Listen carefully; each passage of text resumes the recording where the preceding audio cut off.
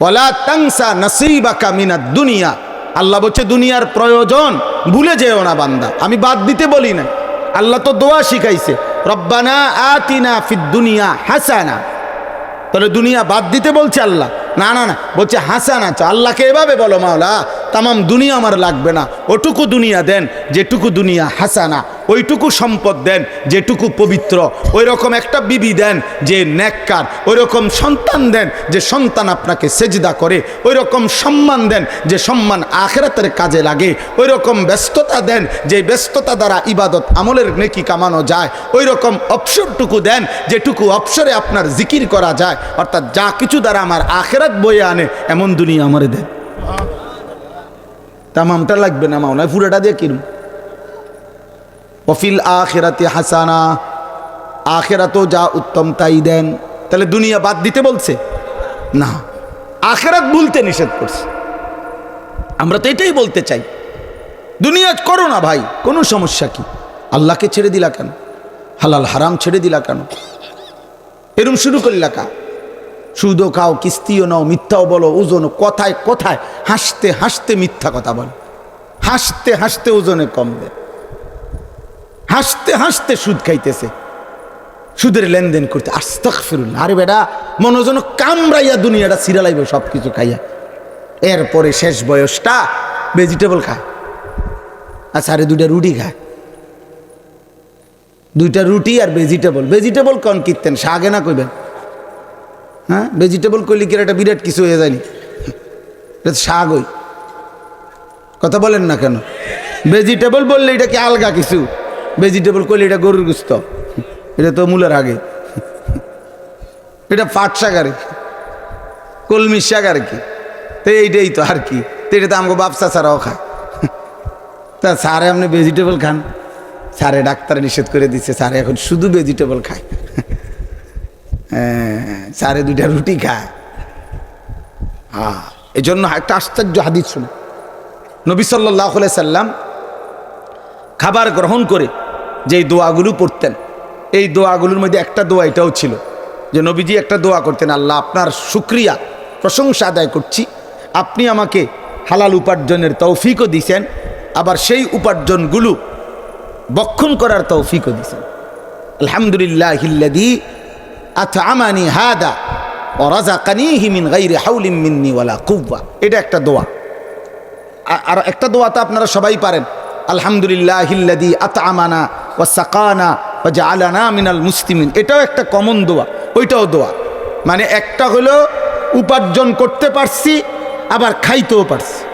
কিন্তু অসংখ্য মানুষ আছে যিনি কোটি কোটি টাকা, লক্ষ লক্ষ টাকা উপার্জন করে, ওনার ডাইনিং টেবিলের মধ্যে 10 আইটেমের তরকারি ওনার গাড়ির ড্রাইভারে এগুলো খায়, ওনার ঘরের যে মহিলা, কামের মহিলা, এ বেড়ি এটা খায়, ওনার যে নিচতলা গেটের দারোয়ান এইতে এগুলা খায়। এরা সবাই এই 10-12 আইটেমের তরকারি খায়, আর আঙ্কেল নিজে ভেজিটেবল খায়।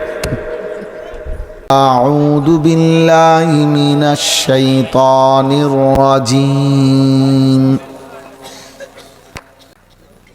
বিসমিল্লাহির রহমানির রহিম। হুয়াল্লাযী খালাকাকুম মিন তুরাবিন সুম্মা মিন নুতফাহ ثم من نطفة ثم من علقة ثم يخرجكم طفلا ثم لتبلغوا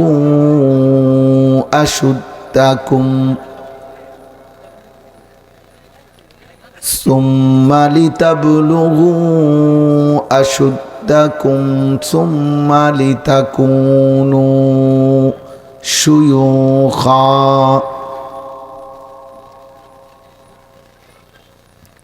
ومنكم من يتوفى من قبل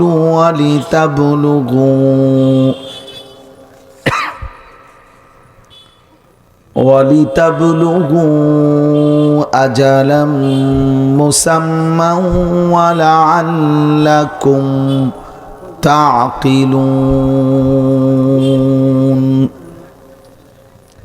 صدق الله مولانا العظيم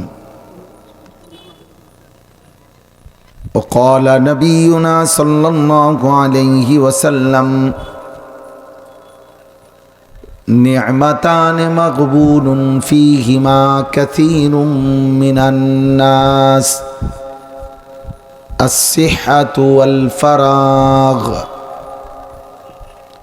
اللهم صل على محمد وعلى آل محمد كما صليت على إبراهيم وعلى آل إبراهيم إنك حميد مجيد اللهم بارك على محمد وعلى آل محمد كما باركت على إبراهيم وعلى آل إبراهيم إنك حميد مجيد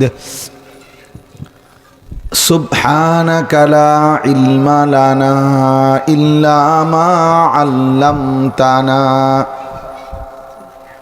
إنك أنت العليم الحكيم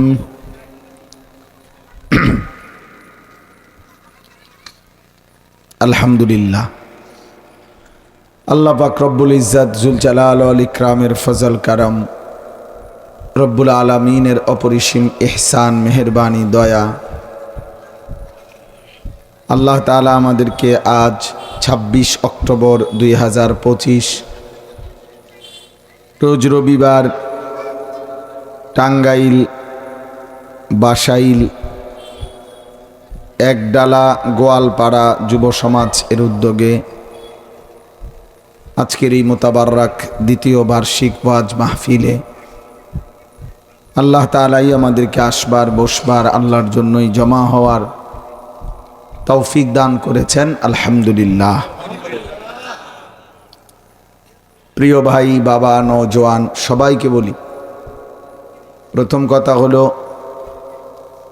মোবাইল হাতে ধরে কেউ ভিডিও বা রেকর্ড করা যাবে না, এটা আমার পক্ষ থেকে নিষেধ।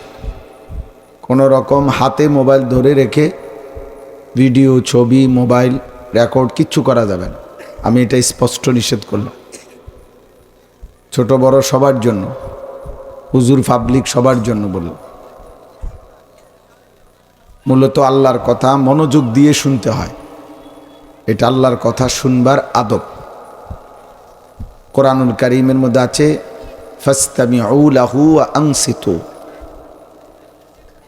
আল্লাহ তাআলা বলেন যখন আমার কথা পড়া হয় বলা হয় তখন তোমরা মনোযোগ দিয়ে শোনো এবং চুপ থাকো। লাআল্লাকুম তুরহামুন, আল্লাহ বলেন এতে করে অবশ্যই তোমাদের উপরে আল্লাহর রহমত বর্ষিত হবে।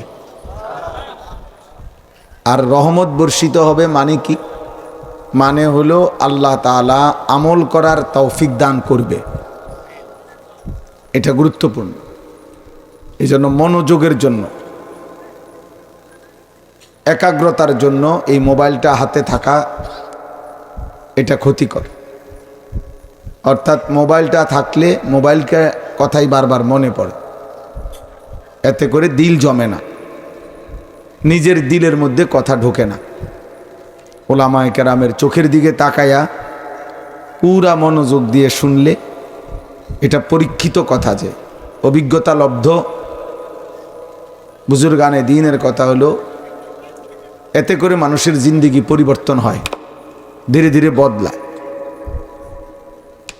এজন্য দয়া করে সকলেই ওলামায়ে কেরামের চোখের দিকে তাকিয়ে শতভাগ মনোযোগ দিয়ে আন্তরিকতা নিয়ে গ্রহণ করার মানসিকতা নিয়ে আল্লাহর কথা শুনলে ভালো হবে। দ্বিতীয় কথা হলো স্বেচ্ছাসেবক ছেলেরা দয়া করে তোমরা ভাই একদম সকলকেই বসাইবার ব্যবস্থা করো, একজনও যেন দাঁড়ায় না, কেউ যেন দাঁড়িয়ে না থাকে। যেভাবেই হোক এখনো প্রচুর জায়গা আছে, সবাই এদিকে দাঁড়ায় না থেকে ওইখানে গিয়ে বসো।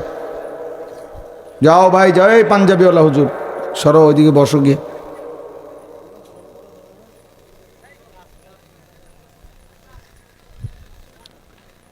এটা একটা গুরুত্বপূর্ণ আদব। আল্লাহর কথা, কোরআন সুন্নাহর কথা জুতা খুলে বসে শোনাটা আদব। জুতা খুলে বসা এবং বসে পড়া। কোরআনুল কারীমের মধ্যে আছে হযরত মুসা আলাইহিস সালামকে আল্লাহ তাআলা প্রথম যখন তুর পাহাড়ে কথা বলার জন্য ডাক দিছেন, তো আগে বলে নিছেন জুতা খুলে ফেলো, ইন্নী আনা রব্বুক ফাখলা'না আলাইকা, আমি তোমার রব, তোমার জুতা খোলো। আর প্রশ্ন হইল জুতা খুলতে বললো কেন? তখন প্রচন্ড ঠান্ডা। এদিকে তাকায়েন না, এটা তাকানোর কিছু না ভাই, ওটা কাপড় উঠাইতেছে বা যাই করো, আপনি এদিকে তাকান, নাই তো না দেখে নিজে গিয়ে কাম করেন, একজনও এদিক সেদিক তাকাবেন না দয়া করে দোস্ত, এটা জরুরি। যে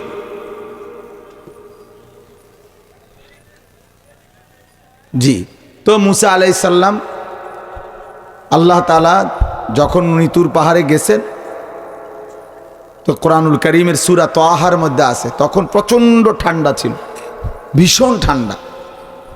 ঠান্ডার কারণে ওনার স্ত্রী কাঁপতেছিলেন। ফলে উনি বলছিলেন স্ত্রীকে যে আমি তোমার জন্য, ওই পাহাড়ের চূড়ায় মনে হচ্ছে আগুন জ্বলতেছে, তোমার জন্য আমি একটু আগুন নিয়ে আসি। ভাবছে যে গাছের মধ্যে আগুন জ্বলতেছে, কোনো একটা ডাল কিছু একটা আগুনওয়ালা, এটা নিয়ে আসলে ঠান্ডাটা কমবে আগুন পোহাইলে, এরকম ঠান্ডা ছিল।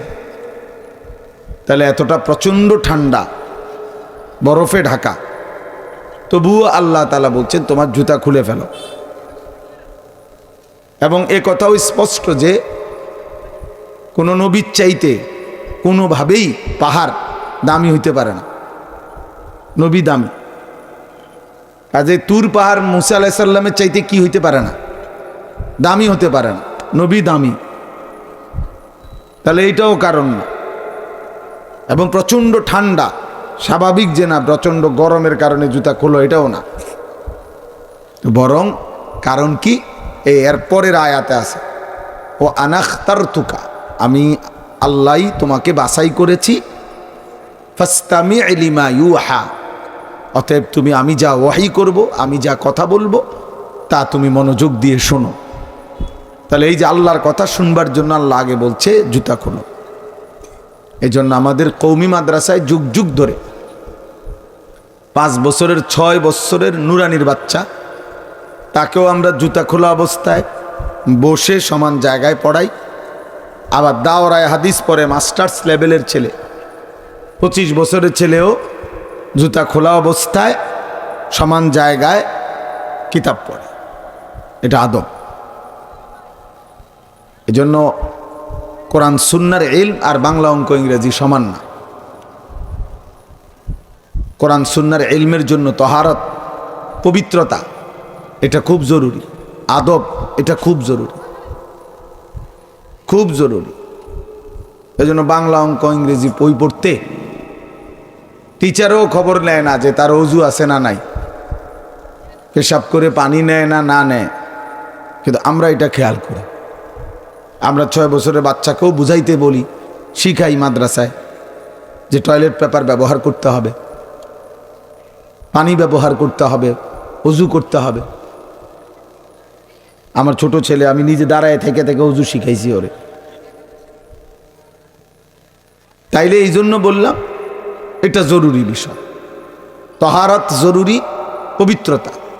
এলেমে আজিমুশ-শান নেয়ামত।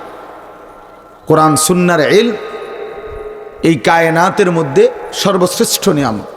ঈমানের পরে কোনো মানুষের শ্রেষ্ঠতম অর্জন হলো ইলম। ইলম। এই পৃথিবী কেউ যদি 1,00,000 পায়, 1,00,00,000 পায়, দুনিয়ার সব পদ, সব পদবি, সব সম্পদ,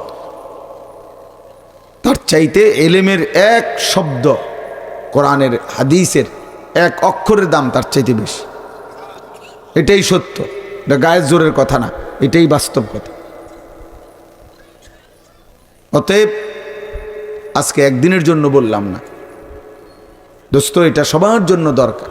আন্তরিকতা, মনোযোগ, গ্রহণ করার মানসিকতা, আগ্রহ এবং আদব আখলাক, এর দিকে নজর রাখা, পবিত্রতা এর দিকে নজর রাখা।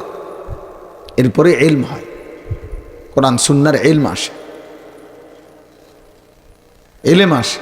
কোনো গাফেল সামনের কাতারে থেকেও বঞ্চিত হয়। আজকে 30 বছর প্রথম কাতারে নামাজ পড়ে, বয়স হয়ে গেছে 60, আজকে মনে 40 বছর উনি সামনের কাতারে জুমার নামাজ পড়ে, কিন্তু এখনো বিড়ি সিগারেট খায়, এখনো টেলিভিশনে গিয়েই চা দোকানে নর্তকীর নাচ, নাটক, সিনেমা দেখে। কারণ কি? আপনি খেয়াল করে দেখবেন, গাফেল, কোনো সময়ই আল্লাহর কথা আন্তরিকতা নিয়ে শুনে না। মাতবর ওনার ফুতে মসজিদে 30,000 টাকা দিছে, ওনার আরেক ফুতে মসজিদে 1 লাখ টাকা দিছে, টাইলস লাগাই দিছে, সামনের কাতারের ফ্যানগুলা উনি দিছে, এইসব গপ মারে। বুঝেন না এই কথাটা? তো উনি বেহেস্তে যাবে না, তো বেহেস্তে যাবে কে? বেহেস্তে যাওয়ার না লোকে তো নাই। বেহেস্তের দামই তো 30,000 টাকা। বেহেস্ত তো 2টা রুম আর একটা বারান্দা। বুঝেন নাই? খামখেয়ালি আর কি। 1টা বা 2টা ভালো কাজ, 3টা বা 4টা ভালো কাজ করলে দুনিয়াতে জনদরদি হওয়া যায়, কিন্তু আখেরাতের জাহান্নাম থেকে মুক্তির জন্য 3টা ভালো কাজ আর 4টা ভালো কাজ যথেষ্ট নয়। এটা বুঝতে হবে, মনে রাখতে হবে, মনে রাখতে হবে। আখেরাতের মুক্তির জন্য, জাহান্নাম থেকে মুক্তির জন্য শুধু দানশীল হলে হবে না, শুধু সমাজসেবক হলে হবে না, শুধু নামাজি হলে হবে না, শুধু হাজি সাহেব হলে হবে না। পুরা ইসলাম আমিও আপনিও শতভাগ আল্লাহ তাআলার সামনে বুঝাই দিতে হবে। আমিও আপনিও। আপনি যদি বলেন, হুজুর আপনাদের মধ্যে তো অনেক ত্রুটি আছে, এত আপনি আমার জন্য দোয়া করবেন। আমি অনেক সময় বলি, মাতা আমি আপনাদের জন্য আমরা দোয়া করি না, কথা বলেন না কেন? তো আপনারা আমাদের জন্য দোয়া করবেন, আমাদের দোয়ার দরকার নাই। তো আমরা কি এখন ব্যস্ত থেকে আসছি? আমি আসছি কুমিল্লা ক্যান্টনমেন্ট থেকে। তাইলে বিষয়টা তো আমি আপনার জন্য দোয়া করব, আপনি আমার জন্য দোয়া করবেন যে আল্লাহ হুজুরও জান্নাত দেন, আল্লাহ হুজুরকেও নেক আমলের তৌফিক দেন, আপনি বলবেন। মুমিন পরস্পর ভাই ভাই না? তো আমরা প্রত্যেকের প্রতি আন্তরিক না? আল মুমিনু মিরআতুল মুমিন। নবী সাল্লাল্লাহু আলাইহি ওয়াসাল্লাম বলছেন, মুমিন মুমিনের জন্য আয়না, আয়না স্বরূপ, আয়না। আল্লাহ বলছেন, ইন্নামাল মুমিনুনা ইখওয়া ফাআসলিহু বাইনা আখাওয়াইকুম। সকল মুমিন পরস্পর ভাই ভাই, অতএব তোমরা এক ভাই অপর ভাইয়ের সংশোধন করে দাও। ফাআসলিহু বাইনা আখাওয়াইকুম, তোমরা তোমাদের পরস্পর ভাই একজন আরেকজনের সংশোধন করে দাও, ঠিক করে দাও। ওযু, নামাজ, সূরা, কেরাত, দোয়া, কালাম, হালাল হারাম, পাক নাফাক, কর্তব্য, করণীয়, বর্জনীয়, উচিত অনুচিত ঠিক করে দাও। নবী সাল্লাল্লাহু আলাইহি ওয়াসাল্লাম সাহাবায়ে কেরামকে ধরে ধরে নামাজ ঠিক করে দিয়েছে। হযরত আব্দুল্লাহ ইবনে মাসউদ রাদিয়াল্লাহু তাআলা আনহু বলেন, নবীজি আমাকে আত-তাহিয়াতু, তাশাহুদ, এটা শব্দে শব্দে শিখাইছে, একটা শব্দ করে। আত-তাহিয়াতু লিল্লাহি ওয়াস-সালাওয়াতু ওয়াত-তাইয়্যিবাতু, এভাবে আলাদা আলাদা করে করে শব্দ শব্দে, আমি একবার বলছি, নবী একবার বলছে, আমি একবার বলছি, নবী একবার বলছে, মক্তবের বাচ্চাদের মতো আমারে শব্দে শব্দে। ইউআল্লিমুনি আত-তাশাহুদ কালিমাতান কালিমাতান, শব্দে শব্দে শিখাইছে। এজন্য দিন শিখতে হয়, আখেরাত শিখতে হয়। জাহান্নাম থেকে বাঁচা, গুনাহ থেকে বাঁচার জন্য মেহনত করতে হয়, জান্নাতের জন্য মেহনত করতে হয়। ওমান আরাদাল আখিরাতা ওয়া সাআলাহা সাইয়াহা ফাউলাইকা কানা সাইয়ুহুম মাশকুরা। কোরআন শরীফ আল্লাহ বলছে যারা যারা আখিরাত চায় মানে জান্নাত চায় এবং ওয়াসআলাহা সাইয়াহা এবং সেই জান্নাত অর্জনের জন্য আখিরাত অর্জনের জন্য যথাযথ মেহনত করে, সাই মানে পরিশ্রম, কষ্ট করে, ক্লেশ করে, মেহনত করে, আল্লাহ বলেন আমি আল্লাহ তাদের প্রত্যেকটা মেহনত, আমি আল্লাহ প্রত্যেকটা বন্দিগি, প্রতিটা দিনই প্রচেষ্টা কৃতজ্ঞতার সাথে শুকরের সাথে গ্রহণ করব। ফাউলাইকা কানা সাইয়ুহুম মাশকুরা। টাকা রিসিট, অনেক রিসিটের নিচে লেখা থাকে ধন্যবাদের সহিত গৃহীত হইল, বলে না ধন্যবাদের সহিত কি হইল, মানে শুকর আপনার, আপনি আলহামদুলিল্লাহ 500টা টাকা দিছেন, থ্যাংক ইউ, ধন্যবাদ। এজন্য বাপ আখিরাতের জন্য মেহনত করতে হয়। কোরআনুল কারীমের মধ্যে আল্লাহ বলেন ফাস্তাবিকুল খায়রাত, তোমরা আখিরাত অর্জনের জন্য, নেকি অর্জনের জন্য প্রতিযোগিতা করো। প্রতিযোগিতা মানে কি? এগিয়ে যাওয়ার চেষ্টা। কি বলেন? প্রতিযোগিতা মানে কি? অন্যকে ডিঙ্গায়া নিজে এগিয়ে যাওয়ার চেষ্টা করা, এটাকেই তো কি বলে? প্রতিযোগিতা। জাগাত শুয়ে থাকা, এটার নাম নি প্রতিযোগিতা। ফাস্তাবিকু, নবীজি বলছেন, আর আল্লাহ বলছেন ওয়াফি যালিকা ফালিয়াতানাফাসিল মুতানাফিসুন, জান্নাতের নিয়ামত অর্জনের জন্য তোমাদের নিজেদের মধ্যে প্রতিযোগিতা করা উচিত। প্রতিযোগিতা। আল্লাহ কোরআনে বলছেন ওয়াসারিউ ইলা মাগফিরাতিম মির রাব্বিকুম ওয়া জান্নাতিন, আও না বান্দা দৌড়িয়ে আসো, দ্রুত আসো, আমি আল্লাহর মাগফিরাত নিতে আসো, আমার জান্নাত নিতে আসো। আও বান্দা দৌড়াও। এই যে আল্লাহ তাআলা নবীজিকে বলছে কোরআনে, বন্ধু আপনি বলেন ফাফিরু ইলাল্লাহ, হে আল্লাহর বান্দারা সব ছুটে ছুটে আল্লাহর দিকে ফিরে আসো, দৌড়াও, সব ছেড়ে আল্লাহর দিকে ফিরে আসো। ফাফিরু ইলাল্লাহ ইন্নী লাকুম মিনহু নাযীরুম মুবিন, আমি মুহাম্মদ তোমাদেরকে আল্লাহর পক্ষ থেকে ভয় দেখাচ্ছি, জাহান্নামের ভয়, কবরের ভয়, তোমরা আসো আল্লাহর দিকে। এই যে এইভাবে ডাকছে কোরআনে আয়াত। কোরআনে আল্লাহ বলছে সুম্মা তুবু ইলাল্লাহি জামিআন আইয়ুহাল মুমিনুন লাআল্লাকুম তুফলিহুন, হে মুমিনগণ সকলেই তোমরা তওবা করে আল্লাহর দিকে ফিরে আসো, আমি আল্লাহ ওয়াদা দিলাম নিশ্চিত তোমরা সফল হবে, কামিয়াব হবে, জান্নাতি হবে।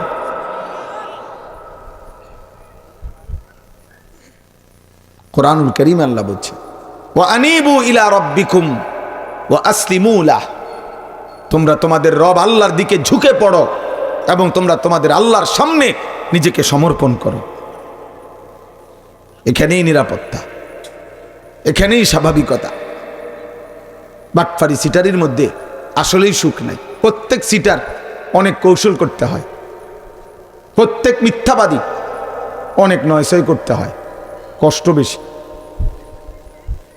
প্রত্যেক লম্পট গুনাহ করতে অনেক মেহনত করতে হয়, নারী দেখতে, ছবি দেখতে, উলঙ্গ দৃশ্য দেখতে, অশ্লীল দৃশ্য দেখতে অনেক কৌশল তাকে করতে হয়।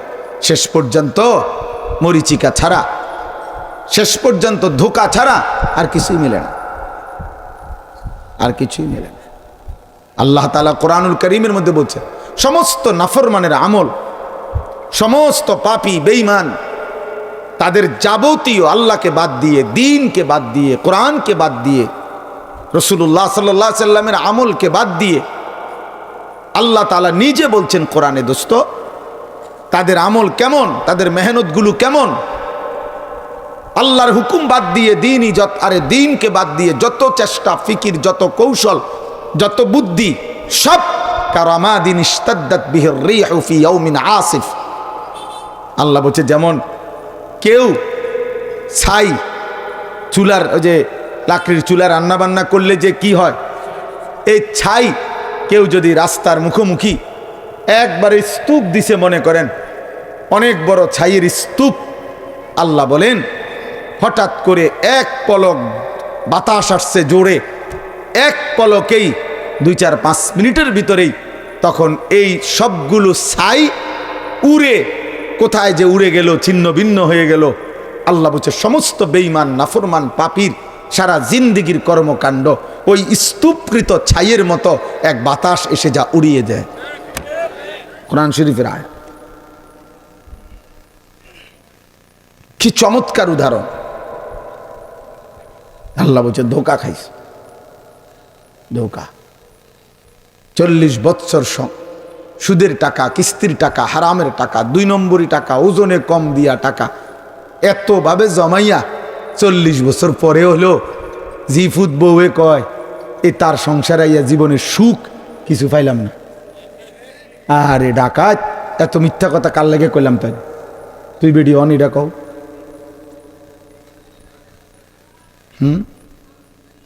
এত সুদ তাইলে কার লাগে খাইলাম? এত সিটারি কার লাগে করলাম? এখন পুতে বিয়ে করার 6 মাস হয়েছে মাত্র, হেইতে বউ লইয়া হাইতে ডাকাতায়। তা আজকে 46 বছর আপনি কার জন্য মেহনত করলেন? আজকে 50 বছর আপনি কার জন্য মেহনত করলেন? আমার একদিন একজনে বলতেছে, হুজুর দোয়া করবেন, আমার ছেলে 2জন ইউরোপ থাকে, কি শুদ্ধ মারতে আছে, ইউরোপ থাকে, ওয়াইফ নিয়ে থাকে, ও কি কি জানি কি কি কইলো আমি বুঝিও না, বহুত কিছু আপনার ফুতেরা ইউরোপ। আমি বললাম আঙ্কেল রান্না বান্না করে কে এখন করে? আপনারা যে 2জন বুড়ো মানুষ, আপনাদের রান্না বান্না করে কে সেটা বলেন মিয়া। কীর্তেন শুনান আপনি, ইউরোপের কাহিনী শুনান, কীর্তেন কারে শুনান? এগুলা কি শুনান? এগুলা না খাইয়া নিজে ঠিক মতো অনাদরে অবহেলায় ঘরে দুকে দুকে মরে যাইতেছেন, মানুষের এই ইউরোপের কাহিনী শুনান। ধোঁকা। কুল হাল নুনাব্বিউকুম বিল আখসারিনা আমালা আল্লাযীনা যাল্লা সা'য়ুহুম ফিল হায়াতিদ দুনিয়া ওয়া হুম ইয়াহসাবুনা আন্নাহুম ইউহসিনুনা সুনআ। আল্লাহ তাআলা বলেন, হে নবী আপনি বলে দেন, এই দুনিয়াবাসী, তোমাদের সারা জিন্দেগীর মেহনত পরিশ্রম কাদের কাদের খাসারা, লস, খাসারা গেছে, লস গেছে, তোমরা আমি শোনাচ্ছি নবী। তা আল্লাহ বলেন বলে দেন, তারা ওই মানুষগুলো যারা মূলত প্রথম আল্লাযীনা যাল্লা, মূলত তারা পথহারা, তাদের মধ্যে মূলত ঈমান নাই, ইবাদত নাই, আখিরাতের ফিকির নাই, কবরের ভয় নাই, জাহান্নামের ভয় নাই, হালাল হারামের পার্থক্য নাই, জায়েজ না জায়েজের পার্থক্য নাই। এই প্রথম হইল তারা আল্লাহর বিধান নবীর সুন্নাত থেকে পথহারা, গোমরা। এবার তারা যা করছে সা'য়ুহুম ফিল হায়াতিদ দুনিয়া, দুনিয়ার জীবনে যারা যাই করছে সব কিছু করে নিজে নিজে ভাবতেছে তারা বড় ভালো কাজ করেছে। আল্লাহ বলেন, আল্লাহকে বাদ দিয়া, নবীকে বাদ দিয়া, কোরআনকে বাদ দিয়া, দ্বীনকে বাদ দিয়ে, শরীয়তকে বাদ দিয়ে, হালাল হারামকে বাদ দিয়ে, আল্লাহর বিধানকে বাদ দিয়ে এবার সারা জিন্দেগি যা করলো আর নিজে নিজে মনে করলো অনেক ভালো কাজ করলো, আল্লাহ বলছেন খাসারা খাসারা খাসারা, লস লস, ধোকা ধোকা ধোকা, বেটা ধোকা। আখসারিনা আমালা, সূরা কাহফের মধ্যে আছে। কুল হাল নুনাব্বিউকুম বিল আখসারিনা আমালা, ধোকা। আল্লাহকে ধরতে হবে। নওজোয়ান খামখেয়ালি করো না। বেঈমানের মতো চুল রাখছো, তোমার চুল কোনো পাগলও দেখে না, তোমার মতো কিছু প্রতিবন্ধী ছাড়া আর কেউ দেখে না।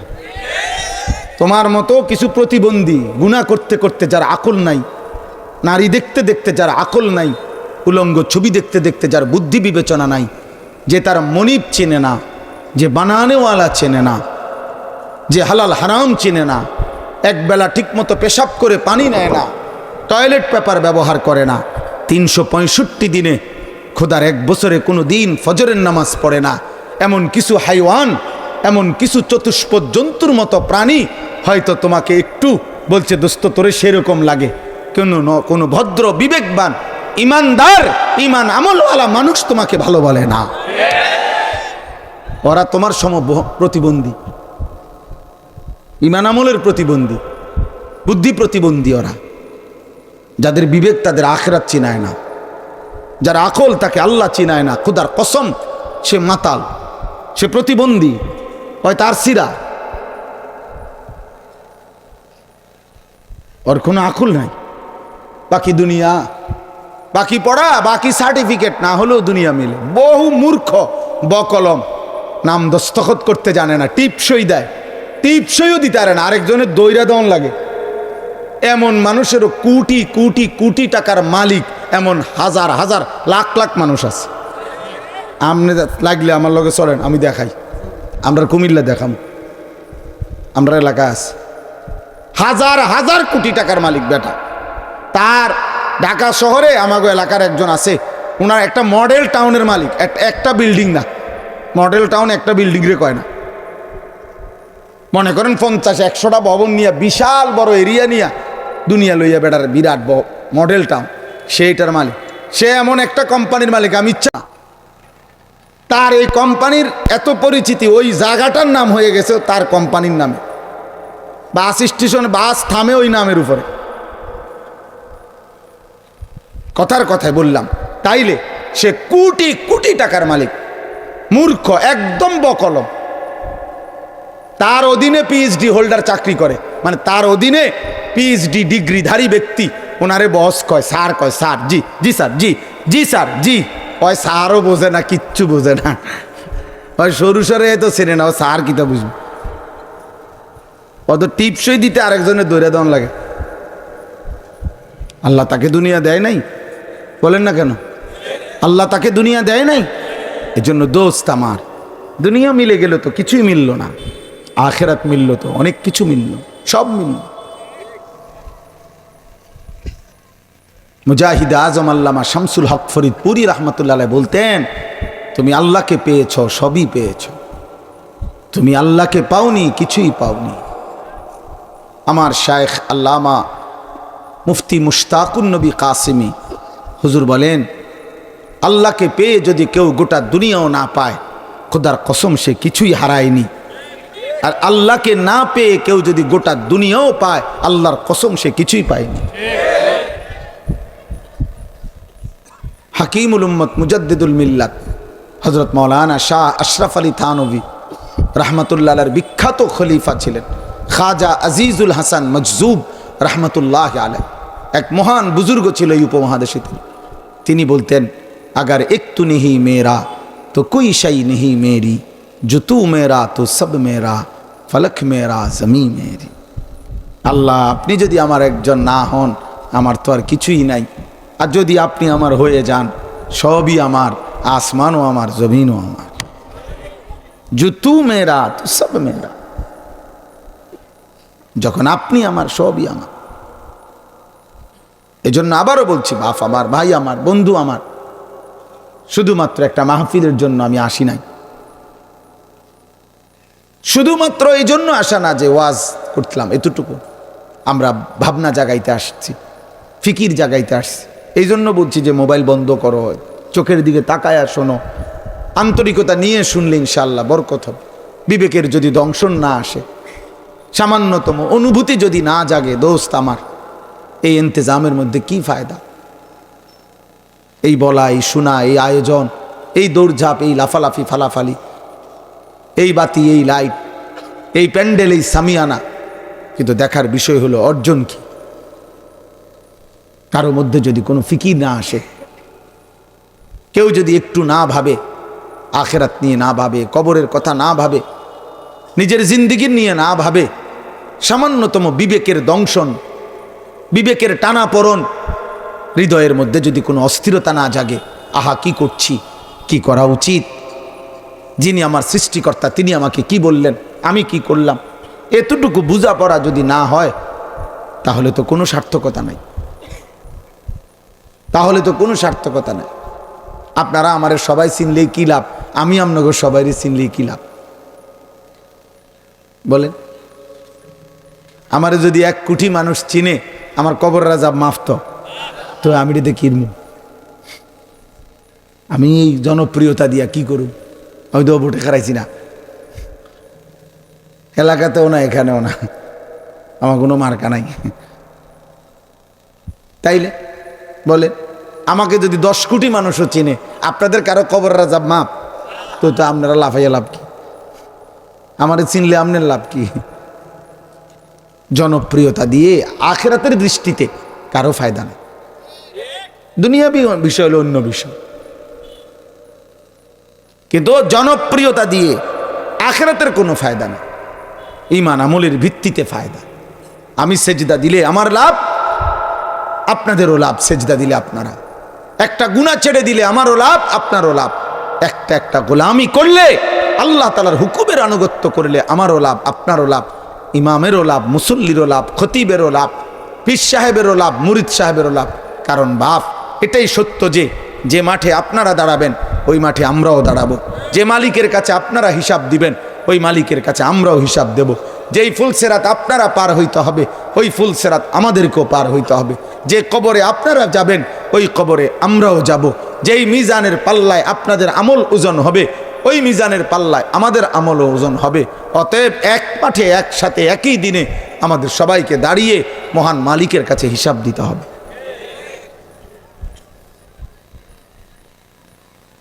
অতএব রহম করেন। আজকে শুরুতে আমি এটা বলে নিলাম, কিশোর ভাই, নওজোয়ান ভাই, বয়স্ক বাবা, প্রত্যেকেই নিজের উপরে সামান্যতম হইল 1 মিনিট হইল ভাববেন। আল কাইয়িসু মান দানা নাফসাহু ওয়া আমিলা লিমা বাদাল মাউত। আমার জন্য আপনি ভাইবেন না, আপনার জন্য বলছি। তু আগার মেরা নি বানতা না বান আপনা তো বন। সৈয়দ আবুল হাসান আলী নদভী রহমতুল্লাহ আলাইহি বলছেন এই কথা। তিনি বলছেন, হে যুবক, হে ইমানদার, তুমি যদি আমার কোনো কিছু না করো, তুমি যদি আমার কোনো কল্যাণ নাও করো, এই সমাজ, এই দেশ, জাতি, মানুষের কোনো উপকার করা উচিত যদি নাও করো, কমপক্ষে আপনা তো বান, নিজের জন্য তো কিছু করো, নিজের ভালোটা তো দেখো কমপক্ষে। আজকে 365 দিনে, খোদার 1 বছরে যারা কোনো দিন ফজরের নামাজ পড়লেন না, আপনি কি একবারও ভাবলেন না আপনার এই কর্মের পরিণতি কি হবে? বলেন না বাপ, বলো না নওজোয়ান, মুসলমান এত নিকৃষ্ট হয়? 16 বছর 18 বছর বয়স, একদিনও খোদার 1টা বছরে কোনোদিন ফজরের নামাজ পড়ল না। মুসলমান এত বড় অসভ্য হয়? মুসলমান এত বড় বেয়াদব হয়? এত নিকৃষ্ট মুসলমান হয়? মুসলমানের সন্তান এত বড় হাইওয়ান হয়? আস্তাগফিরুল্লাহ, আস্তাগফিরুল্লাহ। ইস্তাফতি কালবাক, নবী বলছে, উম্মত তোমার দিলকে জিজ্ঞেস করো, এটা কি করছো? এই 30 বছর ধরে যে সুদ খাও, হারামখোর, তুমি করছোটা কি? তুমি কি করছো? আরে বাবা, তুমি করছোটা কি? তুমি কি মরবা না? 30 বছর সুদের হিসাব কেমনে দিবা বাপ? 60 বছর ধরে যে এখনো বিড়ি সিগারেট খান, এই বিড়িখোর দাদা বাবা, 60 বছরের বিড়ির হিসাব, এই গুনার হিসাব মালিকের সামনে কেমনে দিবেন? 1 দিন 2 দিন? 60 বছর কি মামুলি কথা? কতগুলো রাত পার হইলে 60 বছর হইল, কত সপ্তাহ, কত দিন আপনার উপর দিয়ে পার হলো, আজও গুনাহ ছাড়ার টাইম হয় নাই? 60 বছর বয়স, এখনো কথা বললে গালি ছাড়া কথা বলেন না। মুসলমানের বুড়া এত বড় অসভ্য হয়? হ্যাঁ, আস্তাগফিরুল্লাহ, এটা কেমন কথা? 60 বছর বয়স, এখনো চা দোকানে বসে বসে টেলিভিশনে নর্তকীর নাচ দেখেন। আপনি তো গিরাগাড়ি জোরাজারি সব ছেড়ে দিছে, কি দেখেন? লজ্জা নাই আপনার? শরম নাই? হায়া নাই? বলেন, আমারে বলেন, নয়তো প্রতিবাদ করেন, ইনসাফ করেন। নবী সাল্লাল্লাহু আলাইহি সাল্লাম বলছেন, মুসলিম শরীফের হাদিস, নবীজি বলছেন, আ'যারাল্লাহু ইলা আমরিইন আখারা উমরাহু হাত্তা বালাগা 60। আপনি যে কোনো প্রবাসীদের জিগান, মধ্যপ্রাচ্যে থাকে, যে 60 মানে কত? 60 60 মানে 60, 60 মানে 6। তাইলে আল্লাহ নবী সাল্লাল্লাহু আলাইহি সাল্লাম মুসলিম শরীফের বিখ্যাত বিশুদ্ধ হাদিস নবীজি বলছেন, হায়াত দিতে দিতে যাকে আল্লাহ 60 বছর পর্যন্ত হায়াত দিছেন, খোদার কসম নবী বলছে ওই ব্যক্তি যদি 60 বছর হায়াত পাওয়ার পরেও জাহান্নাম থেকে বাঁচতে পারে নাই, জান্নাতের আমল করতে পারে নাই, আল্লাহর কসম নবী বলছে কিয়ামতের দিন হাসরের ময়দানে দাঁড়াবার পর তাকে 1 সেকেন্ড কোনো কথা বলার সুযোগ দেওয়া হবে না, বরং দাঁড় করলেই উঠলেই আল্লাহ পাক বলবে ফেরেশতারে ফিট, তারে ফিট, বুড়ারে ফিট, এখনই ফিট, কোনো কথা নাই, আওয়াজ নাই, শুধু ফিট। বুড়া শক্ত হারামি 60 বছর পর্যন্ত পরে আমি হায়াত দিছি, নাফরমান, এরপর আমার গুনাহ ছাড়ে নাই, মার তারে মার। এটা হাদিস, এটাই নবী বলছে। 60 বছর আপনি খামখেয়ালি মনে করছেন? আলাম ইয়ানি লিল্লাযীনা আমানু আন তাখশা কুলুবুহুম লিযিকরিল্লাহ। আল্লাহ বলে আমার বান্দা মুমিন, আমি আল্লাহর ভয়ে, আমার স্মরণ, আমার জিকির, আমার বন্দিগির জন্য তোমার অন্তর, তোমার দিলটা নরম হওয়ার সময় আজও কি হয়নি বান্দা? বলো না বান্দা, আজ কতদিন ধরে মিথ্যা বলছো? আল্লাহ যেন বলে বান্দা গত 1টা বছরও কোনো দিন 5 ওয়াক্ত নামাজ পড়লা না, তুমি কি তাইলে আর কোনো দিন পড়বা না?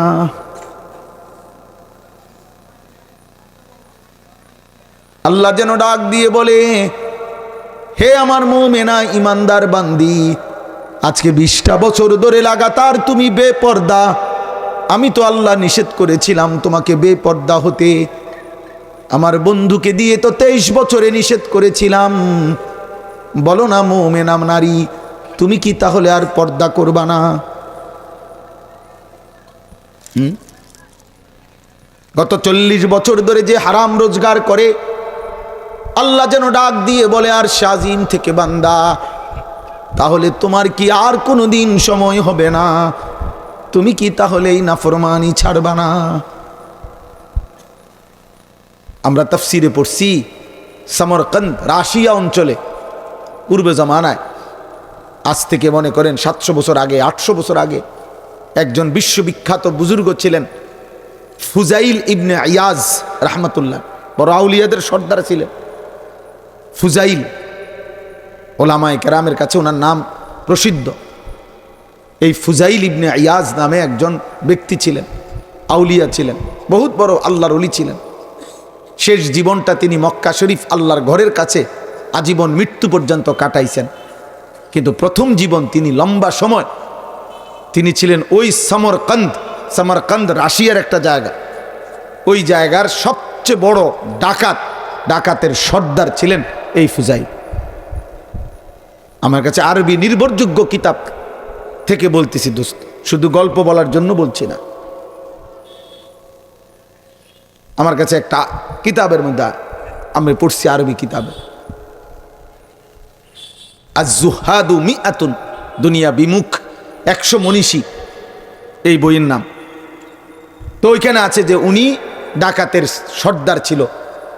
পুরা সমরকন্দ সহ ওই অঞ্চলের মাইলকে মাইল অঞ্চলের মানুষ ফুজাইল ডাকাতের নামে কাঁপত। ওইখানে লিখছে কিতাবে, কোনো মা যখন তার বাচ্চাকে ঘুম পাড়াইতে পারত না, কোনো দুষ্টামির থেকে থামাইতে পারত না, তো মায়েরা তখন বাচ্চাকে বলতে এই ফুজাইল রে ডাকি, তো বাচ্চা কাঁপত, বাচ্চা শুয়ে যাইত, বাচ্চা থাইমা যাইত। মানে ফুজাইল ডাকাতরে 7 বছরের বাচ্চা, 5 বছরের বাচ্চা পর্যন্ত ভয় পাইত, এত দুর্ধর্ষ ডাকাত তিনি ছিলেন। তো ওই কিতাবে লিখছে একদিন রাত গভীর রাতে তিনি কোনো বাড়ির সামনে গেছেন, শেষ রজনীতে ডাকাতি করবে, সঙ্গী সাথীরা নিয়ে দাঁড়াইছে মাত্র দরজার সামনে। ওই যে মূলত তো হেদায়েতের ফয়সালা তো আসমানে, মূলত ফয়সালা কোথায়? তো ঠিক এই টাইমে বাড়িওয়ালা আল্লাহর কুদরতে কোরআন শরীফ পড়তেছিলেন, তাহাজ্জুদের টাইম, গভীর রাত।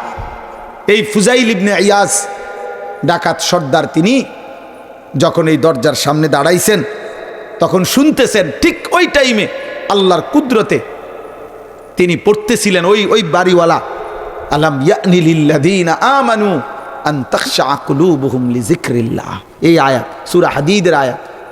হে আমার মুমিন বান্দা, আমি আল্লাহর ভয়ে, আমার স্মরণ, আমার ইবাদত, আমার জিকিরের জন্য তোমার দিলটা নরম হওয়ার সময় আজও হয়নি? এই এখন যেটা কইলাম এই ঠিক এই আয়াতটাই পড়ছে। ওই কিতাবে লিখছে ফুজাইল ইবনে ইয়াজ, এটা শুই নাই তো ওনার কলিজাটা কাঁপা উঠছে, নড়ে উঠছে। উনি আর দরজায় হাত দেয় নাই। কিতাবে লিখছে ফা ওয়াকাফা, উনি দাঁড়িয়ে গেলেন, থেমে গেলেন। সুম্মা আদবারা, পিছনের দিকে চলে আসছে, আর দরজা ভাঙ্গে নাই। পিছন দিকে একটু আইসাই দুই হাত তুলে চিৎকার দিয়া এই রাত গভীরে বলছে, বালা ইয়া রব্বি কাদ আনা, এই মাওলা গুনাহ ছেড়ে দেওয়ার সময় হইছে মাওলা, চাহ মাওলা দিলাম ছেড়া, মাওলা ছেড়ে দিছে, গুনাহ ছেড়ে দিছে, ডাকাতি ছেড়ে দিছে। এরপরে এই সমরকন্দ থেকে হিজরত করে মক্কা শরীফ চলে আসছে এবং মৃত্যু পর্যন্ত ওইখানে আল্লাহর ইবাদত বন্দিগি তওবা করে পরবর্তীতে তিনিই হয়েছেন সাইয়্যিদুল আউলিয়া। উনি একজন আউলিয়াদের সর্দার ছিলেন, ফুজাইল ইবনে ইয়াজ। এই এক কথা তারে বদলে দিস, এক কথা বদলে দিস। মুসলমানের সন্তান, মুসলমানের বাপ, মুসলমানের নওজোয়ান, কি করছো বাপ? সারা দিনে মুসলমানের ঘরে জন্ম নিয়ে এক ওয়াক্ত নামাজ পড়বা না? আস্তাগফিরুল্লাহ, এত বড় জালিম কেমনে হইলা? সারা দিনে 5 ওয়াক্ত নাম, একটা সেজদা দিলে না। মানুষের বাচ্চা এত বড় নিকৃষ্ট কেমনে হয়? এত বড় অসভ্য, এত বড় বেয়াদব, এত বড় গাদ্দার কেমনে মানুষের বাচ্চা হয়? মুসলমানের বাচ্চা কেমনে হয়? এই কায়নাতের মধ্যে, আসমানের নিচে, জমিনের উপরে, মনে রাখবা বাপ, যার কপালে সেজদা নাই, যে সেজদা দেয় না, তার চাইতে নিকৃষ্ট বেয়াদব, তার চাইতে বড় গাদ্দার, তার চাইতে সীমা লঙ্ঘনকারী অহংকার আর কেউ নাই। কারণ কেন? আরে যুক্তি আগে বুঝেন কেন? কারণ সে তো জেনতেন কারো অবজ্ঞা করছে না। এ তো একজন চেয়ারম্যান সাহেবের কথার লঙ্ঘন করে নাই, এ তো একজন মেম্বারের কথা লঙ্ঘন করে নাই, এ তো একজন এমপির কথা লঙ্ঘন করে নাই, এ তো সেই মালিকের কথা লঙ্ঘন করছে যে এই গোটা কায়নাতের মালিক। এ কি ছোটখাটো বিষয় মনে করে? এ কার কথা লঙ্ঘন করে? তাকে জিজ্ঞেস করেন যে বাবা, তোর মাথার চুল থেকে পায়ের নখ পর্যন্ত জিন্দিগির প্রতিটা স্পন্দন তো ওই মহান আল্লাহর হাতে, ঠিক না? চোখের একটা একটা পলক কার ইচ্ছা, নিঃশ্বাসের প্রতিটা নিঃশ্বাস কার ইচ্ছা, হাতের প্রতিটা নড়াচড়া কার ইচ্ছা, হার্টের প্রতিটা স্পন্দন কার ইচ্ছায়, রক্তের প্রতিটা শিরার চলাচল কার ইচ্ছায়, বেঁচে থাকার এক এক সেকেন্ড কার হাতে? তাহলে এত বড় যিনি, তার এত দরকার, যার এক সেকেন্ডের লক্ষ কোটি ভাগের এক ভাগের সিদ্ধান্তে যে পৃথিবী থেকে নিশ্চিহ্ন হয়ে যাবে, এমন মহান মালিক, এমন সৃষ্টিকর্তা, এমন রব, এমন পালনকারীর একটা বারো একটা নামাজ পড়ে না, ঠিকই ছোটখাটো গাদ্দার, ঠিকই ছোটখাটো বেয়াদব। এই জন্য দোস্ত, বাংলা ইংরেজি হুনাইও না, ইংরেজি দুই একটা শব্দ কইও না। হ্যাঁ, শুদ্ধ বাংলা বললেই, শুদ্ধ শব্দ বললেই ভদ্রলোক না, না, আখলাকের নাম ভদ্রলোক। ভদ্রতা আখলাক দিয়ে হয়, শব্দ দিয়ে নয়। ভদ্রতা কি দিয়ে? হ্যাঁ, আখলাক, আখলাক দিয়ে, চরিত্র দিয়ে, আখলাক দিয়ে প্রমাণ করতে হবে তুমি ভদ্রলোক। তুমি তো কথা তো বলছো খুব সুন্দর, আঙ্কেল কেমন আছেন, একটু পরে দিয়ে দেখলাম তুমি খারাইয়া মতো, কথা বলে না কেন? এমনি দিয়ে তুমি মাশাআল্লাহ খুব সুন্দর কথা, কেমন আছেন হুজুর, আপনাকে একটা চা খাওয়াই হুজুর, আসবেন বসবেন, তাইলে এমনি মাশাআল্লাহ কায় তুইয়া যাও, তুমি দিয়ে সারা রাত মোবাইলে উলঙ্গ ছবি দেখো, অসভ্য। তুমি কি এর ভদ্রলোক? শুদ্ধ মারো কিত্তা, শুদ্ধ কথা বলো কেন? এজন্য এটা স্পষ্ট, পেশাব করে একবারও পানি নিলা না, টয়লেট পেপার ব্যবহার করলা না, পুরাটা প্যান্ট না পাক, পুরাটা লুঙ্গি না পাক, অপবিত্র বেটা। অপবিত্র আবার ভদ্রলোক হয় কেমনে বেটা? আবার একটু চিনলা না পবিত্র থাকার মতো? পবিত্র থাকা, পরিচ্ছন্ন থাকা এটা মানুষের সৃষ্টিগত স্বভাব, মানুষের রক্তের মধ্যে, সৃষ্টির মধ্যে আল্লাহ গুণ দিছেন। এই জন্য 6 মাসের বাচ্চাও পেশাব করে দিলে ওই চিৎকার শুরু করে, কান্না শুরু করে। এই জন্য মানে মারে ডাকে, মা মুত্তালাইছি, হাফ প্যান্ট বদলাও। আর এত বড় দামরা, দামরা তুই পেশাব করে পানি নাও না, একটাবার ঢিলা কলক ব্যবহার করো না, তোর মধ্যে তো স্বভাবজাত ভদ্রতা, সুস্থ স্বাভাবিকতাই নাই বেটা। তুই বেটা, তো ইনসাফের কথা বেটা। তুমি বলো নয় তো যুক্তি দিয়ে বুঝাও, তোমার জেনারেল বই দিয়ে বুঝাও। আমি তো জেনারেল লাইনে পড়ালেখা করছি, আমি কুমিল্লা ভিক্টোরিয়া কলেজ থেকে মাস্টার্স পাস করছি। আমি বিজ্ঞান বিভাগ থেকে, সায়েন্স বিভাগ থেকে 1998 সালে এসএসসি দাখিল পরীক্ষায় বিজ্ঞান বিভাগ থেকে সমগ্র বাংলাদেশে ফার্স্ট হয়েছে, 1 নাম্বার সারা বাংলাদেশে। আলহামদুলিল্লাহ। সার্টিফিকেট লাগলে ফাটামো, হোয়াটসঅ্যাপ নাম্বার দেন, আপনাদের ছবি ফাটামো। বুঝাইলাম দোস্ত, জেনারেল শিক্ষা তো নিষেধ না বাপ। তুমি বাংলা পড়ো, অঙ্ক পড়ো, ইংরেজি পড়ো, পদার্থ পড়ো, জীববিজ্ঞান পড়ো, তুমি হিমালয় পর্বতের উচ্চতায় পর্যন্ত জ্ঞান আহরণ করো, আটলান্টিক মহাসাগরের পানি পরিমাণ জ্ঞান আহরণ করো, কোনো মানা নাই। কিন্তু আল্লাহ ভুললা কেন?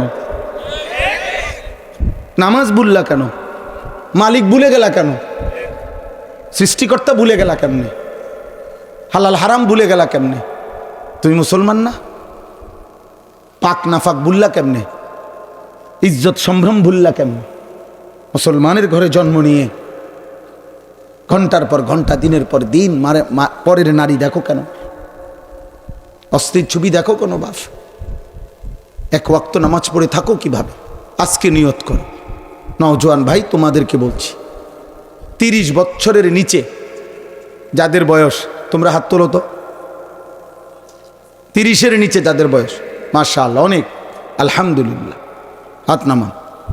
তোমরা নিয়ত করো যে নামাজ পড়বো ইনশাআল্লাহ।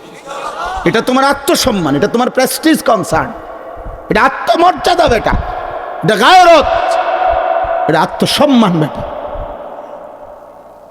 আত্মসম্মান বেটা। তুমি পবিত্র থাকো, পেশাব করে টয়লেট পেপার ব্যবহার করো। এই পকেটে, তোমার জামার পকেট আর প্যান্টের পকেটে অনেক কিছু রাখা যায়, তাহলে অত প্রয়োজনীয় মোটরসাইকেলে চাবিটা রাখলা, একটা মানি ব্যাগ রাখলা, কতগুলো 3-4টা ভিজিটিং কার্ড রাখলা, এতগুলো টাকা রাখলা, কত কিছু রাখলা। তুমি কিছু টয়লেট পেপার একটু রাখো, এরকম কথা। এটা সম্ভব না।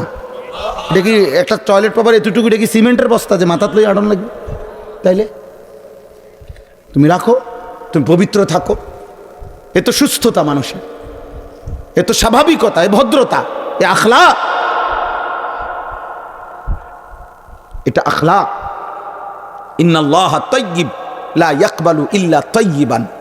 নবী বলছে আল্লাহ পবিত্র, পবিত্র ব্যতীত আল্লাহ কোনো কিছু গ্রহণ করে না। হাদিস, তিরমিজির হাদিস। কোরআনে আল্লাহ বলছে ইন্নাল্লাহা ইউহিব্বুত তাওয়াবিন ওয়া ইউহিব্বুল মুতাতাহহিরিন। নিশ্চয়ই আল্লাহ তাআলা অন্তর যে পবিত্র করে, গুনাহ থেকে মুক্ত করে, তওবা করে, আল্লাহ তাকে ভালোবাসেন। এবং মুতাতাহহিরিন, বাহ্যিক শরীরও যে পবিত্র রাখে, আল্লাহ তাকে ভালোবাসেন। আল্লাহ কোরআনে বলছে আল্লাহু ইউহিব্বুল মুত্তাহহিরিন, নিশ্চয় আল্লাহ পবিত্রতা অর্জনকারীদেরকে ভালোবাসে। নিয়ত করেন, চা দোকান, নিজের দোকান, দুধ দিয়ে গিয়ে দোকানের পিছনে মুত্তা দিয়ে আইয়া আবার চা বানায়, এটা বেশরম, বেশরম মানুষ। যদি মুত্তা দুধ দিয়ে এলাইলে আবার কই ফানি লইছ না কা? টয়লেট পেপার ব্যবহার করলে না কেন? তোমার হাতের মধ্যে যারা দিয়া এলাইলা, ওই হাতের মধ্যে যদি নাপাক পেশাব থাকে, 1 ফোঁটাও থাকে, তো এটা যদি তোমার এই চায়ের পানিতে মিশ্রিত হয়, তো সবগুলো মানুষকে তো নাপাক পানি খাওয়াইলা।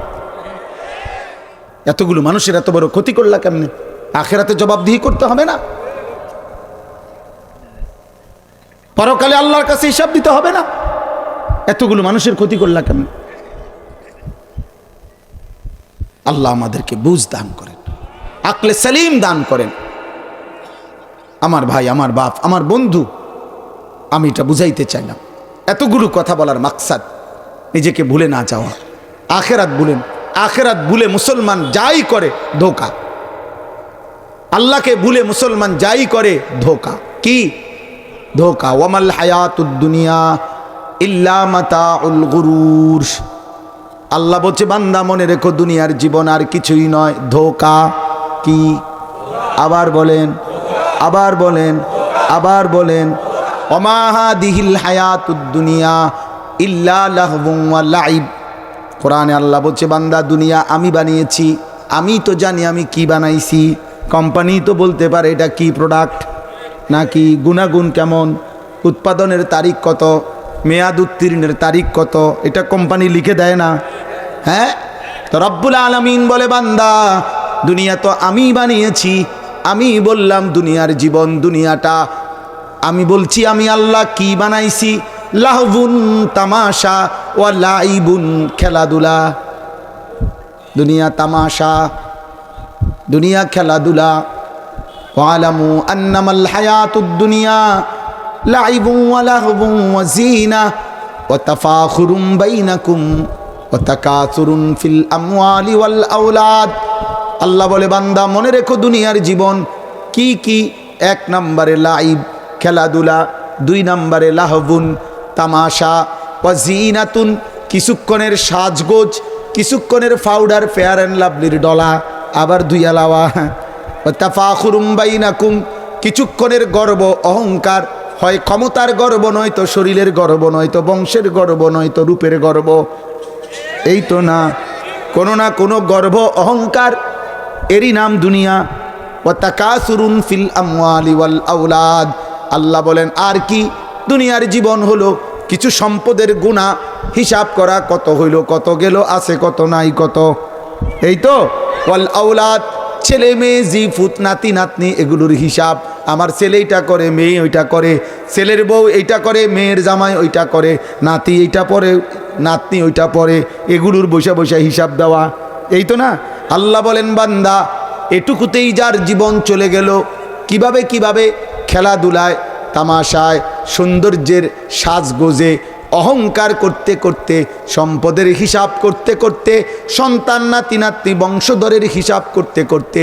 আল্লাহ বলেন, মনে রেখো বান্দা, কামাতালি গাইসিন আজাবাল কুফারা নাবাতুহু সুম্মা ইয়াহিজু ফাতারাহু মুসফাররান সুম্মা ইয়াকুনু হুতামা।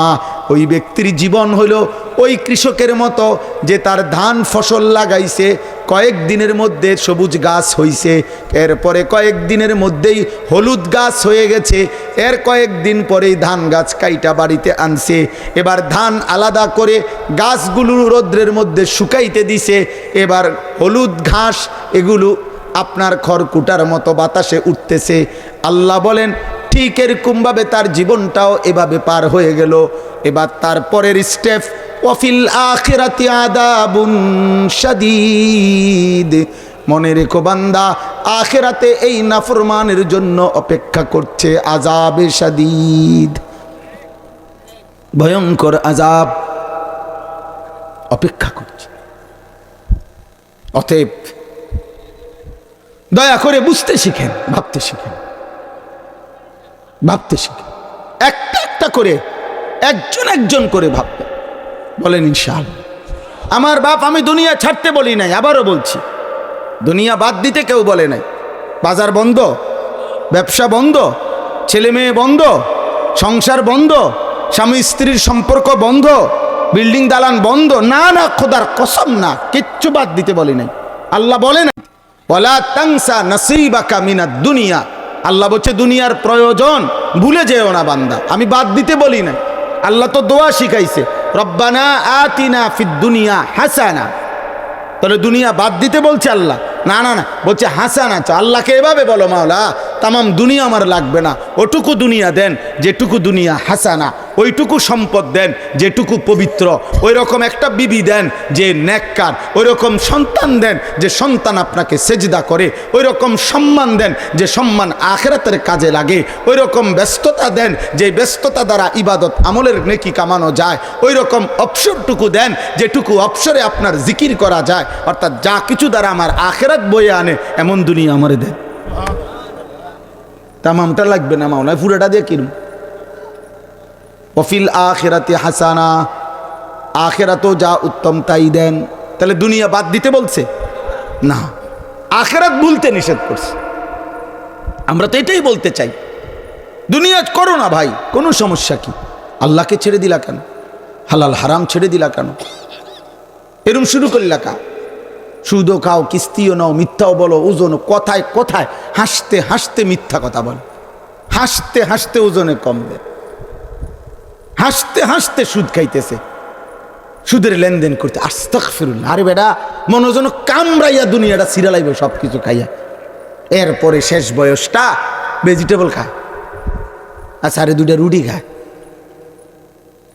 দুইটা রুটি আর ভেজিটেবল। ভেজিটেবল কন কিনতেন শাকে না কইবেন? হ্যাঁ, ভেজিটেবল কইলে কি একটা বিরাট কিছু হয়ে যায়নি? শাক ওই কথা বলেন না কেন? ভেজিটেবল বললে এটা কি আলগা কিছু? ভেজিটেবল করলে এটা গরুর গোস্ত, এটা তো মূলের আগে, এটা পাট শাক আর কি, কলমি শাক আর কি, তো এইটাই তো আর কি। তো এটা তো আমাকে বাপসা ছাড়াও খায়। তা স্যারে আপনি ভেজিটেবল খান? স্যারে ডাক্তার নিষেধ করে দিচ্ছে, স্যারে এখন শুধু ভেজিটেবল খায়। হ্যাঁ, স্যারে দুইটা রুটি খায়। হ্যাঁ, এই জন্য একটা আশ্চর্য হাদিস শুনে, নবী সাল্লাল্লাহু আলাইহি সাল্লাম খাবার গ্রহণ করে যেই দোয়াগুলো পড়তেন, এই দোয়াগুলোর মধ্যে একটা দোয়া এটাও ছিল যে নবীজি একটা দোয়া করতেন, আল্লাহ আপনার শুকরিয়া প্রশংসা আদায় করছি, আপনি আমাকে হালাল উপার্জনের তৌফিকও দিয়েছেন, আবার সেই উপার্জনগুলো বক্ষণ করার তৌফিকও দিয়েছেন। আলহামদুলিল্লাহিল্লাযী আত'আমানি হাদা ওয়া রাযাকানিহি মিন গায়রি হাওলিন মিন্নি ওয়ালা কুওয়া। এটা একটা দোয়া। আর একটা দোয়া তো আপনারা সবাই পারেন, আলহামদুলিল্লাহিল্লাযী আত'আমানা ওয়া সাকানা ওয়া জাআলানা মিনাল মুসলিমিন। এটাও একটা কমন দোয়া, ওইটাও দোয়া। মানে একটা হলো উপার্জন করতে পারছি, আবার খাইতেও পারছি। কিন্তু অসংখ্য মানুষ আছে যিনি কোটি কোটি টাকা, লক্ষ লক্ষ টাকা উপার্জন করে, ওনার ডাইনিং টেবিলের মধ্যে 10 আইটেমের তরকারি, ওনার গাড়ির ড্রাইভারে এগুলো খায়, ওনার ঘরের যে মহিলা, কামের মহিলা, এ বেড়ি এটা খায়, ওনার যে নিচতলা গেটের দারোয়ান, এইতে এগুলা খায়। এরা সবাই এই 10-12 আইটেমের তরকারি খায়, আর আঙ্কেল নিজে ভেজিটেবল খায়। হিসাব বুঝছেন কাকা? আঙ্কেল মানে কাকারি। কাকা কিছু বুঝলেন? আপনাকে ভেজিটেবল খান, আপনার অভাবের কারণে নি ভেজিটেবল খান? জি না। এক হলো উপার্জন করার তৌফিক, আরেকটা হলো খাবারের তৌফিক। এজন্য যে উপার্জন করে, শরীয়তের মাসআলা হলো, মনে রাখবেন, আমরা পুরুষ মাত্রই আমাদের উপার্জন করতে হয়। মানে পুরুষের প্রতি উপার্জন করা আল্লাহর আদেশ। কথা বোঝেন নাই? নবীজির আদেশ, আল্লাহর আদেশ। অতএব পুরুষ মানেই উপার্জন করে। উপার্জন করতে গেলে চাকরি হোক, ব্যবসা হোক, ক্ষেত হোক, খামার হোক, কৃষি হোক, বিদেশ হোক, প্রবাস হোক, যেমনি যে রোজগার করেন আর কি, এই রোজগারে দুইটা জিনিস খেয়াল রাখা জরুরি। এক, কাসবে হালাল। 2, আকলে হালাল। 1 নম্বরে খেয়াল রাখবেন উপার্জনটা হালাল কিনা, 2 নম্বরে খেয়াল রাখবেন খাবারটা হালাল কিনা। দুইটাই খেয়াল রাখতে হবে, উভয়টাই খেয়াল রাখতে হবে। আল্লাহ আমাদেরকে তৌফিক দান করেন। আমার বাপ, আমি এবার আপনাদের কাছে একটা আয়াত শুধু পড়েছিলাম, এটা তর্জমা বললেই আমার কথা শেষ। আমি তর্জমাটা বলি অল্প।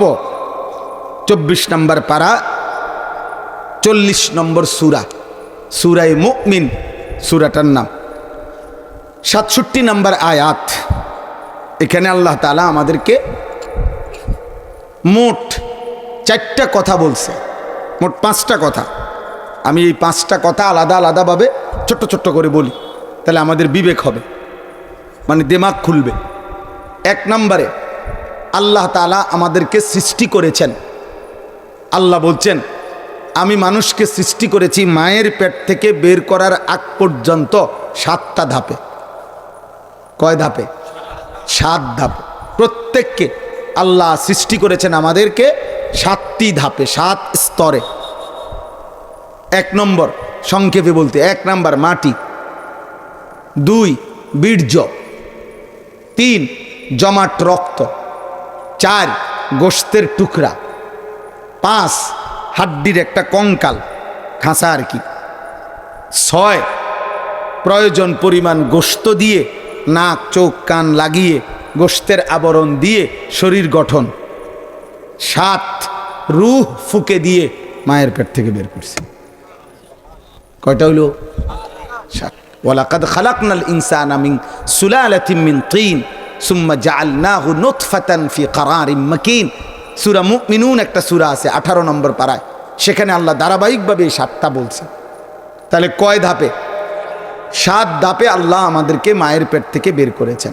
এই কথাইটা আল্লাহ কোথাও বলছে 1টা, বুঝাইছেন 7টা, কোথাও বলছে 2টা, বুঝাইছেন 7টা, কোথাও বলছেন 3টা, বুঝাইছেন 7টা। অর্থাৎ কথাটা আল্লাহ কখনো সংক্ষেপে বলছে, কখনো কি পূর্ণাঙ্গ বলছে, কিন্তু সবগুলো আয়াত একত্র করিলে এটা বোঝা যায় যে মহান আল্লাহ আমাদেরকে মোট মায়ের পেট থেকে বের করার আগ পর্যন্ত 7টি ধাপে সৃষ্টি করেছেন।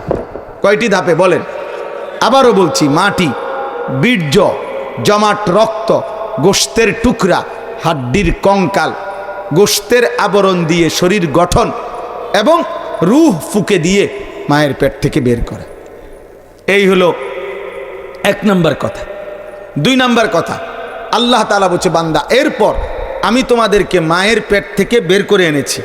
এই বের করে এনে এই পৃথিবীতে যখন আনলাম তখন তোমাদেরকে দিয়েছি আমি 3টা ধাপ। কয়টা? 1 সুম্মা ইউখরিজুকুম তিফলান, 1 নাম্বার, তোমাকে আমি মায়ের পেট থেকে বের করে এনেছি শিশু, এই শৈশবকাল। 2 এরপরে আমি তোমাকে বানিয়েছি এই শৈশবের এই ছোট্ট দুর্বল শরীরে ধীরে ধীরে আমি দিতে থাকছি প্রয়োজন পরিমাণ শক্তি, দিতে দিতে দিতে আমি বানিয়ে ফেলেছি পূর্ণ শক্তি যৌবন। 3 অতঃপর আবার যৌবনের ওই পূর্ণ শরীর থেকে আবার দুর্বলতা করতে করতে করতে 3য় ধাপে আমি এবার তোমাদেরকে আমি আল্লাহই বানিয়েছি বৃদ্ধ। কয়টা হইল? 3টা, শৈশবকাল, যৌবনকাল, বৃদ্ধকাল। আল্লাহ বলেন এই দুনিয়ার হায়াতে হলো এই 3টা। আর আগে কয়টা? এই কয়টা হইল? তিলকা আশারাতুন কামিলা, 10টা পূর্ণ। এই 10টা মহান আল্লাহ পাক আমাদেরকে বলছেন। এরপরে এবার আসেন, এখানে আমার একটু কথা, এটা আমি অর্থটা বলি। হুয়াল্লাযী খালাকাকুম, আর তিনি আল্লাহ যিনি তোমাদেরকে সৃষ্টি করেছেন, মিন তুরাবিন, মাটি থেকে, সুম্মা মিন নুতফাতিন, অতঃপর বীর্য থেকে, সুম্মা মিন আলাকাতিন, অতঃপর জমাট রক্ত থেকে। এখানে এই 3টা বলছে, সংক্ষেপে 3টা বলে বাকি 4টাও অন্তর্ভুক্ত, মোট অর্থ হইল 7টা। কয়টা? এরপরে তোমাদেরকে মায়ের পেট থেকে বের করেছেন 7 ধাপ। এই জন্য একটা কথা সবসময় বলে রাখি, কিশোর ভাই, নওজোয়ান ভাই, জেনারেল শিক্ষিত ছেলেরাও বাবারাও যারা জেনারেল লাইনে পড়ালেখা করে, কোনো সময় কোনো আলেমে দিন, মুত্তাকি আল্লাহওয়ালা আলেমে দিনের সরাসরি ওনার কাছ থেকে না বুঝে নিজে নিজে কোরআন শরীফের কোনো আয়াতের কিংবা রসুলুল্লাহ সাল্লাল্লাহু আলাইহি সাল্লামের হাদিস মোবাইলে, ফেসবুকে, ইউটিউবে বাংলা তর্জমা দেখেই আপনি তর্ক করতে যাবেন না যে এটা হাদিসে এমন আছে। আমিও বলি এটা এমন হাদিসে আছে, কিন্তু প্রত্যেক বিষয় সম্পর্কিত একাধিক হাদিস আছে, প্রত্যেক বিষয় সম্পর্কিত একাধিক আয়াত আছে। সকল আয়াত, সকল হাদিসকে সামনে রেখে এরপরে কোন আয়াত আগে, কোন আয়াত পরে, কোন আয়াতের প্রেক্ষাপট কি, কোন হাদিসের প্রেক্ষাপট কি, বর্ণনাকারী কার বয়স বেশি, কার বয়স কম, নবীজির সাথে কোন রাবি মানে সাহাবীর সম্পর্ক বেশি, কোন সাহাবীর সম্পর্ক কম, এই সব কিছু মিলাইয়া অসংখ্য বিষয়কে বিশ্লেষণ করে সামনে রেখে এরপরে উলামায়ে কেরাম ফুকাহায়ে কেরাম শরীয়তের মাসআলা বলে, ফতুয়া বলে, যেটা একটি বাংলা অনুবাদ দেখে বুঝে নেওয়া যথেষ্ট নয়। এটা জরুরি, এটা জরুরি। এই জন্য যারা নিজেদেরকে আহলে হাদিস বলে, আমরা শুধু তাদের সাথে এইটাই বলতে চাই, আর কিচ্ছু না, ফিটাফিটির কিছু নাই। বলতে চাই যে না ভাই, আপনি মুসলমানকে শুধু হাদিস পড়বে, কোরআন পড়বে, কোনো সমস্যা নাই, 100 বার পড়বে, তর্জমাও পড়বে, তাফসিরও পড়বে, হাদিসও পড়বে, অনুবাদও পড়বে, সব ঠিক আছে, পড়ার উৎসাহ তো ঠিক আছে, কিন্তু নতুন করে কোনো মাসআলা নির্ধারণ করা, ফতুয়া নির্ধারণ করা, আমল নির্ধারণ করার জন্য হক্কানি রব্বানি মুত্তাকি উলামায়ে কেরামের সরাসরি ওনাদের কাছে জিজ্ঞাসা, পরামর্শ, ওনাদের কথা মেনে নেওয়া, এটা জরুরি, এটা জরুরি, এটা জরুরি। আপনি পুরা ফার্মেসির সবই ওষুধ হাতে নিয়ে নিয়ে দেখেন, কোনো সমস্যা নাই। যতটি সিরাপ আছে, প্রত্যেকটা সিরাপের বোতলে ভিতরে এরকম ছোট ছোট কাগজ আছে, আপনি কাগজ খুইলা আপনি ফরেন, কোনো অসুবিধা নাই। মাটির মধ্যে করে শর্ট বিছাইয়া ফরেন আপনি, কোনো সমস্যা নাই। কিন্তু কাউরে চাইয়েন ওষুধ দিয়েন না, আপনি কাউরে ওষুধ দিয়েন না, আপনি MBBS এর কাছে, FCPS এর কাছে পাঠান। চাইয়েন এই মাতবুরি করতেন যাইয়েন না যে আমি নিজে পড়ছি এইটার ভিতরে, এই ফাইলটার ভিতরে, কাগজটার ভিতরে আমি এটা ফইরা মিয়া ওষুধটা দিলে দেখেন কি দৌড়ানি দেয় আপনি দিয়া চাইয়েন। রুগী মারা যাবে ভুল চিকিৎসায়, আপনি মারা যাবেন জনগণের ফিডায়। কথা বোঝেন নাই আমার? এটা যৌক্তিক কথা যে আপনি নিজে চিকিৎসা দিয়ে দিবেন, এই জন্য বললাম আর কি। তাইলে এটা প্রসঙ্গক্রমে বললাম। এটা যদি হইতো না, অনেক সহজ হয়। নিয়মিত আল্লাহ তাআলা সর্বযুগে মানুষের জন্য 2টি ব্যবস্থা রেখেছেন, এটা আল্লাহর নিজাম। 1 নাম্বার হলো কিতাবুল্লাহ, মানে আসমানি কিতাব আল্লাহ সর্বদা জমিনে রাখছেন মানুষের হেদায়েতের জন্য। 2 রিজালুল্লাহ, মানে আসমানি কিতাব আল্লাহর কথা বুঝাইয়া বলার জন্য মনোনীত বান্দা আল্লাহ তাআলা জমিনে সর্বদা রেখেছে। এই 2 জিনিস একসাথে করতে হবে। কথা বোঝেন নাই? এটা জরুরি, এটা জরুরি বিষয়। কিতাবুল্লাহ, রিজালুল্লাহ, কখনো নবী, কখনো রসুল, আর রসুল আখিরি নবীর পরবর্তী ওলামায়ে কেরাম। আপনি একলা বুঝতে যাবেন না, একলা হবে না, নিজে নিজে পণ্ডিতি করলে হবে না। চলেন তো, আল্লাহ তাআলা বললেন সুম্মা ইউখরিজুকুম তিফলান, অতঃপর আল্লাহ তোমাদেরকে মায়ের পেট থেকে বের করলেন তিফলান, শিশু হিসাবে। কি হিসাবে? যেটাই মাত্র বললাম, সুম্মা লিতাবলুগু আশুদ্দাকুম, অতঃপর আল্লাহই তোমাদেরকে ওই শিশুর দুর্বল শরীরে পৌঁছিয়ে দিলেন ধীরে ধীরে পূর্ণ শক্তি, মানে যৌবন, বলে না, মানে 3 সুম্মা লিতাকুনু শুয়ুখা, অতঃপর তিনি আবার বানিয়ে দিলেন, ফিরিয়ে দিলেন, আবার করে ফেললেন বৃদ্ধ।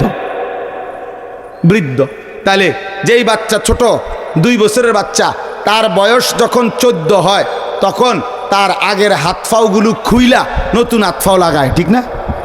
হ্যাঁ, এটা না, আগেরটাই। আগেরটা কি না? আগে যেই চাচার বয়স এখন 60, তো উনারে এতদিন যে হাত পাও নিয়ে আসিল শক্তিশালী, এগুলা খুইলে এখন বুড়া হাত পাও লাগায় নাকি? কথা বলেন না? না। আল্লাহ তাআলা বলে, বান্দা অতএব তুমি এটা বুঝো, খেয়াল রাখো, ওই একই শরীরে একবার শিশুর দুর্বলতা ছিল, আরেকবার যৌবনের শক্তি ছিল, আরেকবার বৃদ্ধের দুর্বলতা ফিরাইয়া দিলাম। এক অঙ্গে একবার দুর্বলতা, একবার শক্তি, আরেকবার দুর্বলতা, একবার শিশু, আরেকবার যুবক, আরেকবার বৃদ্ধ। খেয়াল কইরো বান্দা, একবার কালো চুল, আরেকবার সাদা চুল, একবার মজবুত দাঁত, আবার ক্ষয়ওয়ালা দাঁত, একবার শক্তিশালী হাত, আরেকবার দুর্বল হাত। আমি করছি, আমি করছি, আমি করছি, আমি করছি, না তোমার ক্ষমতা, না তোমার আব্বার ক্ষমতা, না তোমার 14 গোষ্ঠীর ক্ষমতা। কার? আচ্ছা, 3 নাম্বার আল্লাহ বলেন ওয়ামিনকুম মান ইউতাওয়াফা মিন ক্বাবলু। আরেকটু খেয়াল করেন, আল্লাহ তাআলা বলেন 3 নাম্বার হলো, এবার খেয়াল করো বান্দা, আমি তো বলছি মায়ের পেট থেকে বের করার আগে কয় ধাপ, মায়ের পেট থেকে বের হওয়ার পরে কয় ধাপ। আচ্ছা, এখন আপনারা যে এই যে বুঝতেছেন, মজা লাগতেছে না? ওয়াজ, মসজিদের ওয়াজও মনোযোগ দিয়ে শুনবে। বইয়ে বইয়ে এরম করে জি ম্যান ম্যান করে মের করে এরকম কোথায় লিখি আর আপনি ওয়াজ বুঝবেন? মহব্বত দিয়ে শুনলে ইনশাআল্লাহ। কোরআন আপনার জন্য না, কথা বলেন না কেন? আমার জন্য না, শিক্ষিত অশিক্ষিত সবার জন্য কোরআন। অতএব ইনশাআল্লাহ কোরআন, আল্লাহ বলছেন এটা মুজিজা, যেই শুনবে যেই চেষ্টা করবে আমি আল্লাহ তার জন্যই এটা সহজ করে দিয়েছি। বুঝবেন না কেন? আন্তরিকতা চাই, আল্লাহ দিল খুলে দিবে ইনশাআল্লাহ।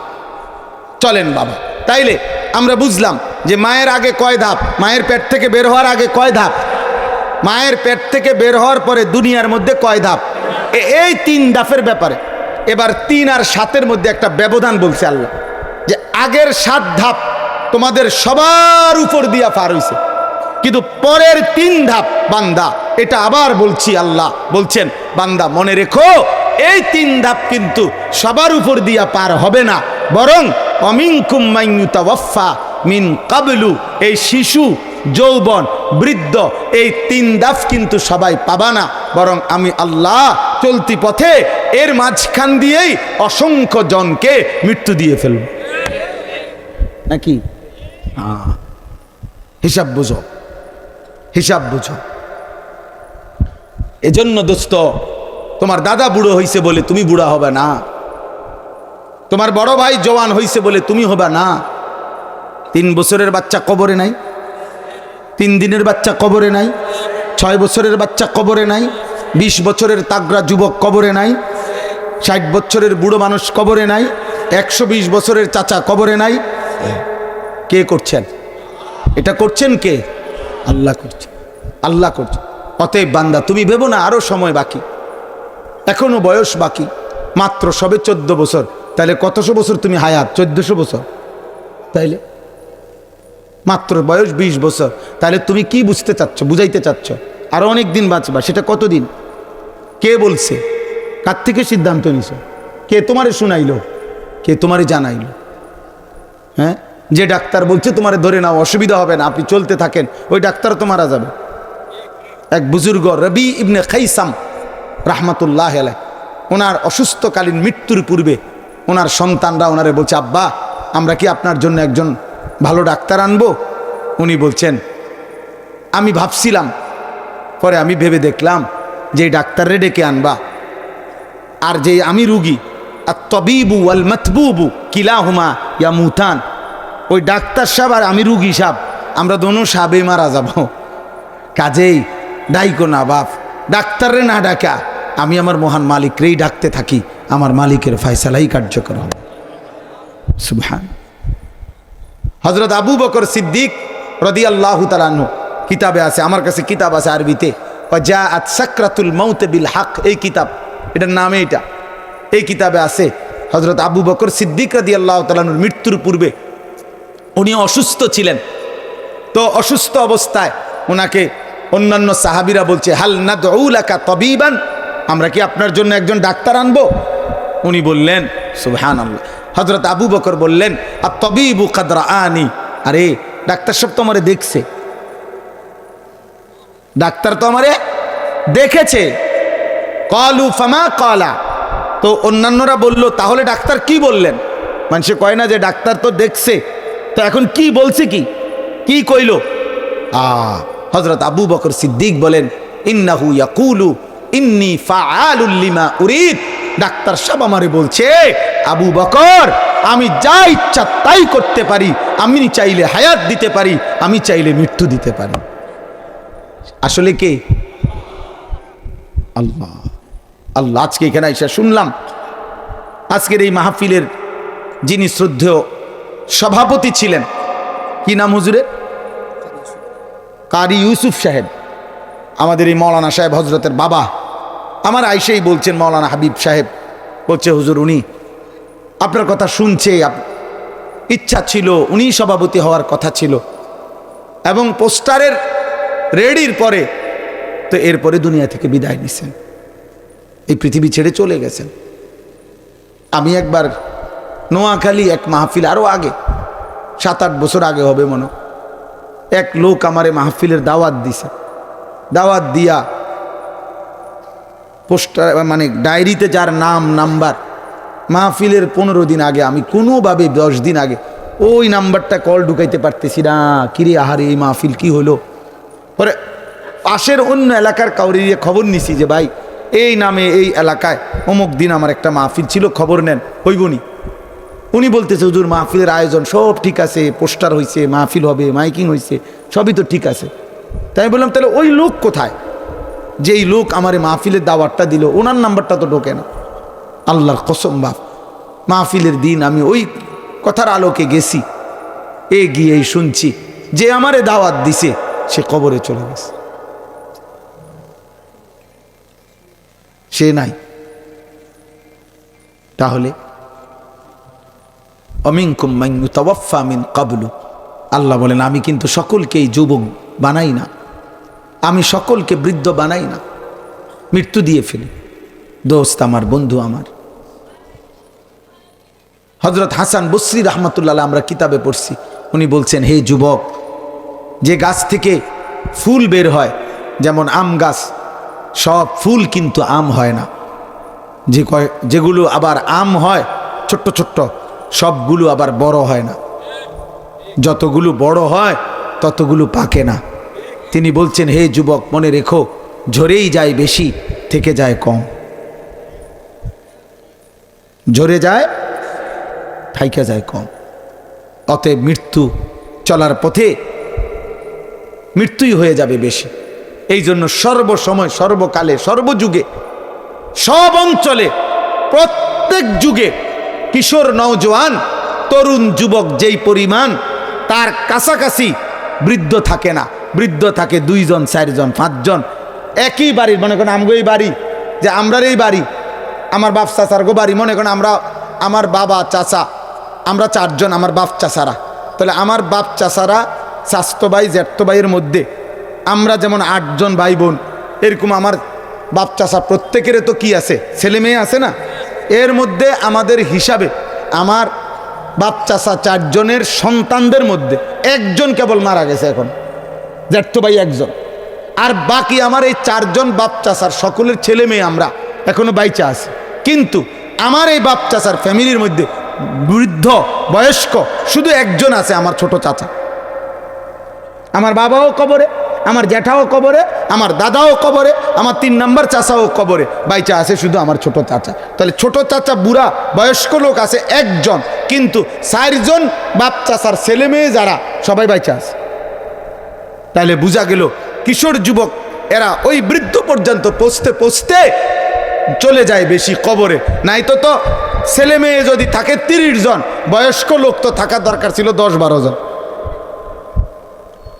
চলে যায় বেশি, চলে যায়। এই জন্য যুবক অহংকার করো না, আজই আমল করো, আজই আমল করো। বাপ, এই বন্ধু যদি আর কোনো দিন আসতে না পারি, আজই আসলাম।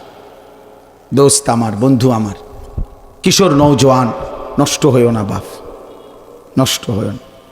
তোমরা যদি চরিত্রহীন হও, লম্পট হও, নারী, ছবি, মদ, জুয়া, জিনা, ব্যভিচার, আগামীর পৃথিবী গড়বে কে বাপ? আগামীর পৃথিবী তো তোমাদের জন্য।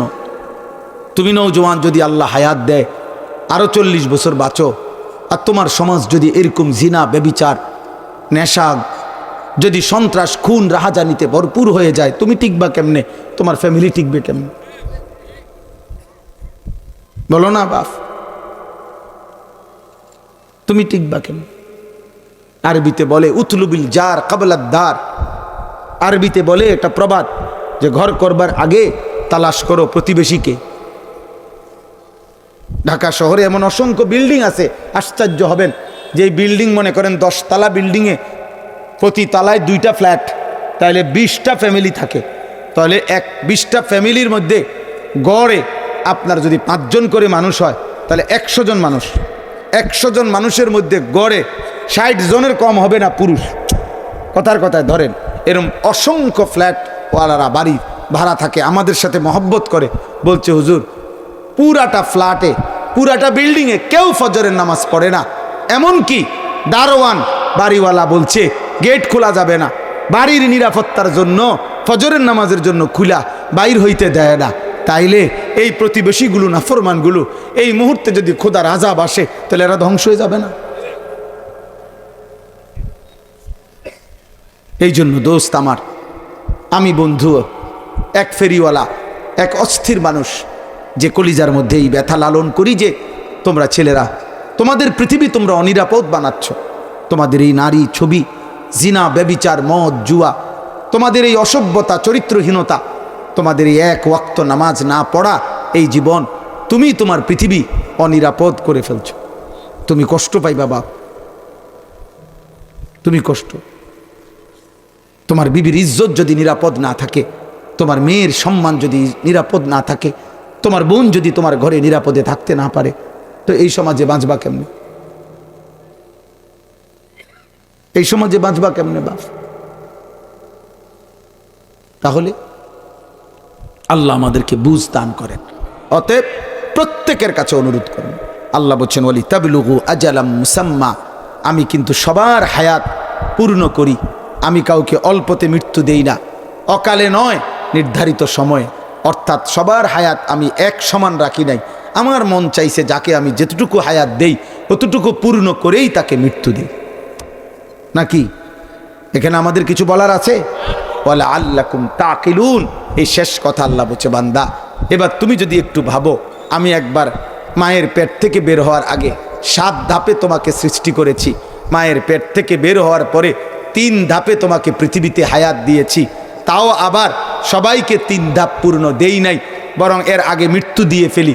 এই যে বিচিত্র আইটেম, কখনো শিশু, কখনো যুবক, কখনো বৃদ্ধ, কখনো সুস্থ, কখনো অসুস্থ, কখনো আনন্দ, কখনো বেদনা, কখনো ছোট, কখনো বড়, এই সব হালাতে আমি যে তোমাকে বানাই, এটা এই জন্য যেন তুমি বুঝতে পারো যে তোমার দেহ, তোমার শরীর জীবনের উপরে বাস্তবিক অর্থে তোমার কোনো অধিকার নাই।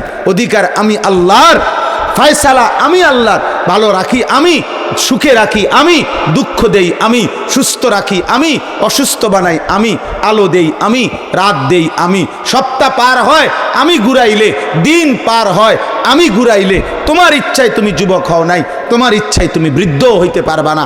অতএব বান্দা উচিত তোমার, আমি আল্লাহর হাতে যেহেতু সব, ইনসাফের দাবি, বিবেকের দাবি, আমি আল্লাহর গোলামি করা, আমার বন্দিগি করা, আমার হুকুম মানা, এটাই বিবেক, এটাই যুক্তি, এটাই ইনসাফ, এটাই আকল, এটাই দিমাগের কথা।